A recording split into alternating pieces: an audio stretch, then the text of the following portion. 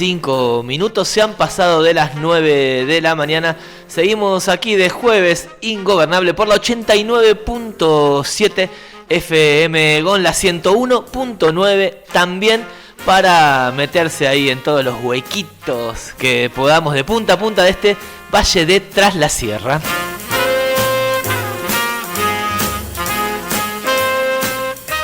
Bueno, te lo contábamos ayer y te lo adelantábamos hace un ratito nomás, en el marco de este ciclo de charlas que está impulsando y llevando adelante la Junta Municipal de Historia aquí en la ciudad de Villa Dolores.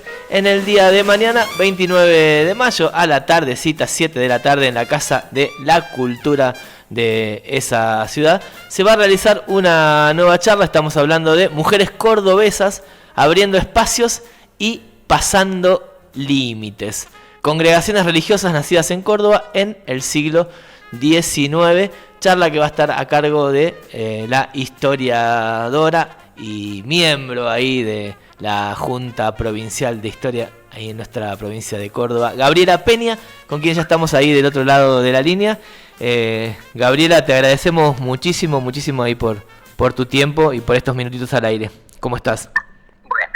Muy bien, buen día para todos, para toda la audiencia. Muchas gracias a ustedes por interesarse en esta charla que va a ser mañana. Es como muy interesante, digamos, no solo la charla en sí, ¿no?, sino todo el laburo que se viene realizando desde las distintas juntas, ¿no?, desde los distintos lugares que tienen que ver con la historia de nuestra provincia, ¿no? ¿Vos hace cuánto que estás en la Junta Provincial de Historia de la provincia? ¿Hay algo puntual? ¿El trabajo es muy amplio o hay algo puntual? Es decir, bueno, nosotros vamos por este lado. Y mira, bueno, yo me dedico a esto desde siempre, porque es mi profesión, desde que me recibí en la facultad. Así que hace mucho que trabajo en investigación histórica. En la Junta Provincial de Historia estoy desde el año 2012.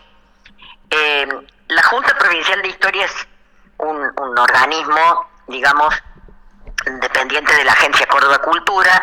Somos todos historiadores, profesionales, elegidos por los mismos colegas para integrarlo, que trabajamos ad honorem 100%, y la finalidad de la Junta son varias las finalidades. Una es promover la investigación y el conocimiento de la historia de Córdoba, porque a veces mucha gente investiga, pero también hay que darlo a conocer. Hay que hacer publicaciones, hay que hacer jornadas, hay que organizar conferencias, charlas, lo que haga falta, para que el conocimiento no se quede guardado en los archivos, ¿no?, sino que llegue a la gente. Por otro lado, asesoramos a organismos oficiales que soliciten información puntual de algún tema. A veces nos llaman de un municipio para preguntarnos sobre la fecha exacta en que se estableció tal cosa o tal otra, porque claro, al ser profesionales, todos nos dedicamos a la historia, pero tenemos distintas especialidades. Siempre hay alguna posibilidad de que alguien pueda orientar, y no siempre un funcionario que a lo mejor necesita el dato tiene ese conocimiento, porque es competencia profesional, ¿no? Claro. Por otro lado, también hacemos lo que se llama tarea de divulgación. También hacemos asesoría cuando hay alguna duda sobre la condición de patrimonio histórico que necesita ser conservado en algún lugar, ¿viste?, cuando están por hacer de pronto demoliciones o refacciones en edificios y demás. Bueno, tenemos varias tareas. Lo esencial es dar a conocer la historia de la provincia, y por dos razones. Una, porque en general todos hemos estudiado en la escuela una historia que está muy centrada en Buenos Aires. El relato clásico de nuestra historia argentina está centrado en la capital. Y en las provincias, en todas, en Córdoba también, han pasado muchas cosas. Mientras en Buenos Aires pasaban unas, en las provincias pasaban otras, ¿no? Como pasa hoy en día también. Entonces es muy importante eso. Y dentro de la provincia de Córdoba, replicar el esquema.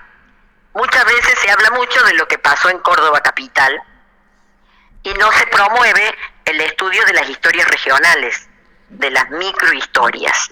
Si bien lo que yo voy a dar mañana transcurrió todo en Córdoba capital, tuvo repercusiones en el interior. Ahí va. Y bueno, eso es un poco, te lo hice un poco largo, pero No, esa está es bien. O sea, la cuestión, ¿a qué nos dedicamos? Ajá. Y en los municipios, las juntas municipales hacen tarea más o menos similar para el ámbito de su zona de influencia, ¿no? o sea que en este contexto de lo que vos estás describiendo, ¿no? Y yendo, digamos, saliendo de cada lugar, de alguna forma está como ustedes lo ven así, como todo por descubrir. Bueno, no, a ver, hace muchos años que viene investigándose en todo sentido, la misma Junta Provincial ya tiene más de 50 años, más de 60. Pero, ¿qué sucede? En la investigación histórica hay un componente humano importante. A ver, hay unos criterios de objetividad, como en todo trabajo científico, ¿no es cierto? Hay un método, hay un modo de confrontación, pero también hay un elemento subjetivo que es la interpretación. Eso hace que cuando yo me enfrento a una fuente histórica, porque esa es la base, todo lo que yo digo, para que sea histórico tiene que estar basado en fuentes, ¿no? En fuentes objetivas, tiene que estar escrito en un lugar, tiene que estar, qué sé yo, materialmente en un lugar. Pero ¿qué pasa? Cuando un historiador se enfrenta a una fuente, la fuente le puede decir más o menos, le puede dar más o menos información según las preguntas que el historiador le haga a esa fuente. Claro. Con la misma fuente yo puedo preguntarle una cosa, digamos, y llegar a una conclusión, o puedo preguntarle otra. Un mismo documento puede servir para que yo estudie, no sé, historia de la educación, o historia política, o historia social, según el interés que yo tenga en esa información. Lo importante es que lo que yo diga se base en esa información, no en lo que a mí me parezca, ¿no? Que tenga un respaldo sólido. Entonces, desde esta perspectiva, hay mucho para seguir investigando, porque siempre hay nuevas preguntas para hacer. Las preguntas tienen que ver con quiénes somos, con qué situaciones vivimos. Te doy un ejemplo, mira. La llamada historia de las mujeres o historia en clave de género. Es una cuestión que vino de la mano de que en la sociedad hubo una inquietud por poner de manifiesto cuál era el papel de la mujer. Cuando los movimientos en mitad del siglo XX empezaron a plantear que el papel de la mujer en la sociedad tenía que ser más visibilizado, que había que hacer un cambio, también empezaron a hacérsele a las fuentes históricas preguntas sobre las mujeres. Entonces uno, con el mismo documento, dice, todo ok. Este es un parte que escribe San Martín sobre la batalla tal. A lo mejor antes solamente le preguntaban cuántos soldados hubo, por dónde fueron, cuántos eran los enemigos. Y hoy en día alguien le preguntaría, ¿y había mujeres ahí en ese campamento? Entonces, al hacer nueva pregunta con la misma fuente, obtenemos nuevos conocimientos por descubrir. O sea que esto, digamos, esta revisión, por decirlo de alguna manera, no sé si uso la palabra bien, pero no es que es de ahora, sino que ya viene desde mediados del siglo pasado, si vos. Sí, por lo menos, sí. Pero y así va a seguir, ¿no? Va a seguir siendo, porque en la medida en que las personas vayan haciendo preguntas nuevas, y eso siempre va a surgir, tiene que ver con lo innato del ser humano, tener curiosidad, seguir preguntando. Así avanza la ciencia, incluso las ciencias sociales, incluso la historia, que es una ciencia social. Y un poco entonces en ese marco, y yendo un poquito a lo que va a suceder mañana, está bueno porque pienso, uno a veces ve alguna, no sé, agarra una institución religiosa y la imagina como algo muy hermético, digamos, ¿no? Claro. Entonces, claro, el conocimiento que hay sobre eso, bueno, es bastante acotado. Entonces, es muy interesante, digamos, investigar sobre esos espacios. Claro, sobre todo plantear otra perspectiva. Si vos estudias historia de las congregaciones religiosas, o sea, de las hermanas, de las monjas, digamos, ¿vos qué pensás? Bueno, ¿dónde pusieron las escuelas? ¿Qué rezaban? Uno se las imagina a las hermanas rezando, dando clases, ¿no es cierto?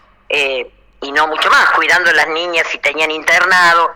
Bueno, claro. La idea es preguntarnos otras cosas. Muy bien, y estas mujeres que sí rezaban, daban clases, todo eso lo hacían, evidentemente, y lo hemos sacado de fuentes, y alguien ya lo investigó y lo escribió hace un tiempo atrás. Pero además, estas mujeres, ¿quiénes eran? ¿De dónde venían? ¿De qué familias? ¿Qué educación tenían? ¿Qué relaciones?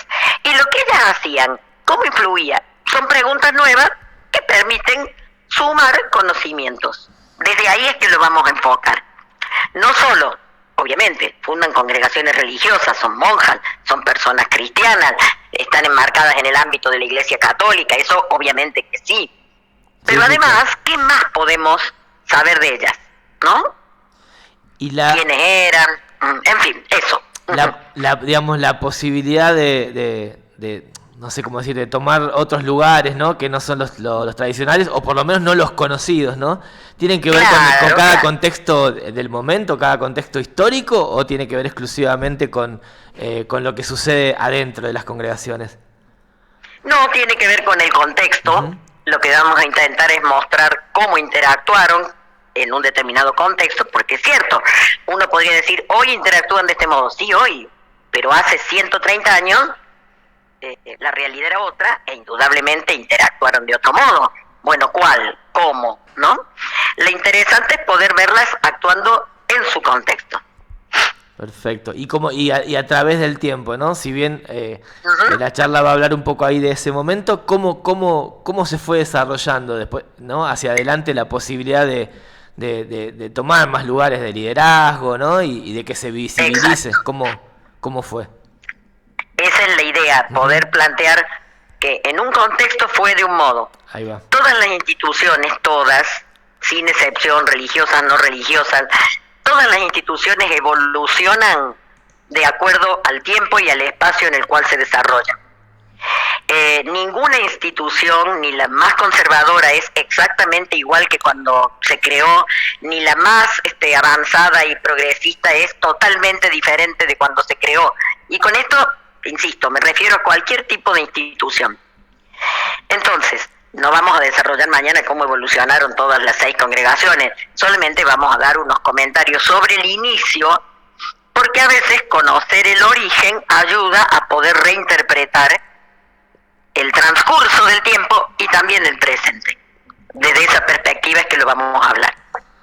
Ahí está, buenísimo, Gaby. Bueno, entonces aquí a la gente que está escuchando le hacemos ahí el convite, la convocatoria para que se acerquen el día de mañana. Con todo gusto, los vamos a esperar en la Casa de la Cultura mañana a las 19. Dale, perfecto. Bueno, te agradecemos un montonazo la comunicación. No, al contrario, a ustedes por interesarse por el tema. Por supuesto que ahí seguimos en contacto para más adelante. ¿Cómo no? Muchas gracias. Un saludo. Saludos para ustedes también.